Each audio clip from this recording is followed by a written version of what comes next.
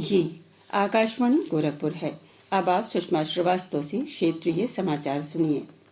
झांसी के महारानी Lakshmibai medical college के नवजात शिशु सघन चिकित्सा यूनिट में कल रात भीषण आग लगने से 10 नवजात शिशुओं की झुलसने और दम घुटने से मौत हो गई।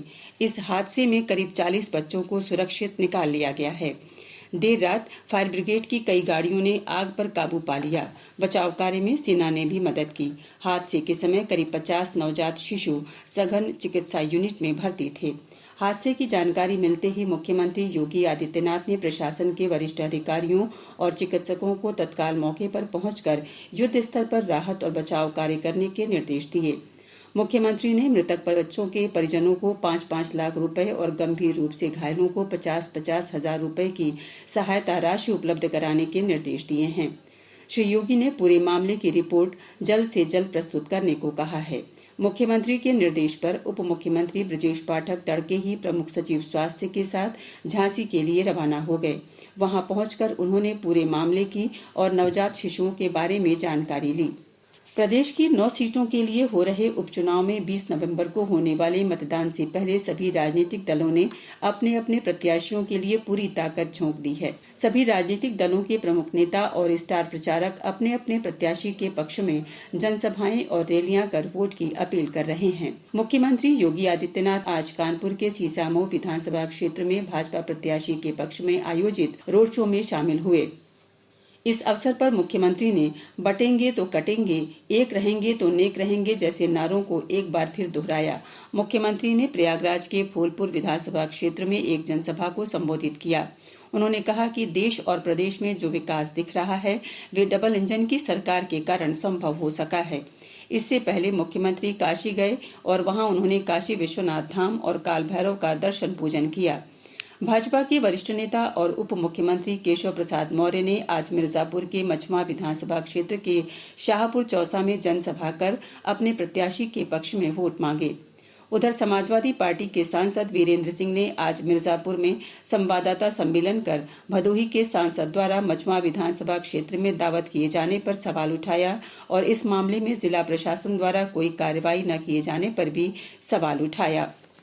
प्रदेश के समाज कल्याण राज्य मंत्री असीम अरुण ने सभी जिलाधिकारियों को निर्देश दिया है कि वे प्रदेश सरकार की प्राथमिकता वाली मुख्यमंत्री सामूहिक विवाह योजना को अधिक व्यवस्थित और पारदर्शी तरीके से संपन्न कराएं।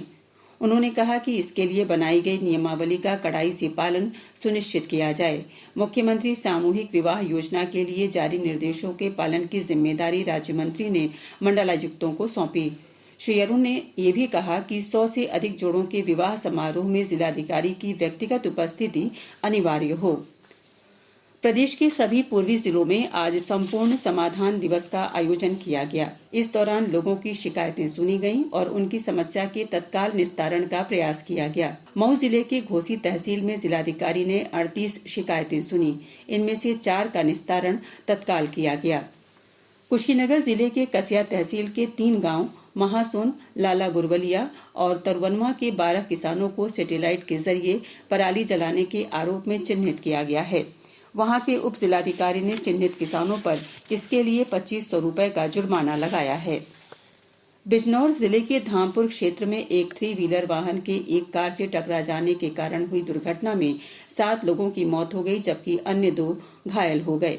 देहरादून नैनीताल राष्ट्रीय राजमार्ग पर हुई दुर्घटना में मरने वालों में 6 लोग एक ही परिवार के थे और वे एक मांगलिक कार्यक्रम में हिस्सा लेने के बाद अपने गांव जा रहे थे। गोरखपुर के वीर बहादुर सिंह स्पोर्ट्स कॉलेज में आज प्रदेश के कृषि मंत्री सूर्य प्रताप शाही ने 68वीं राष्ट्रीय विद्यालयी खेलकूद प्रतियोगिता कुश्ती महाकुंभ का शुभारंभ किया। इस अवसर पर उन्होंने कहा कि प्रदेश सरकार का खेलों को प्रोत्साहित करने पर जोर है। इसी का परिणाम है कि आज प्रदेश देश भर में हो रही खेलकूद प्रतिस्पर्धा में अपना परचम लहरा रहा है। उन्होंने कहा कि सरकार ने ऐसी व्यवस्था सुनिश्चित की है कि खिलाड़ी बेहतर प्रदर्शन के माध्यम से अधिकारी का पद भी प्राप्त कर सकते हैं। उद्घाटन के बाद प्रतियोगिता में कुश्ती प्रतिस्पर्धा शुरू हो गई है। इसके साथ ही क्षेत्रीय समाचारों का ये बुलेटिन समाप्त हुआ। नमस्कार।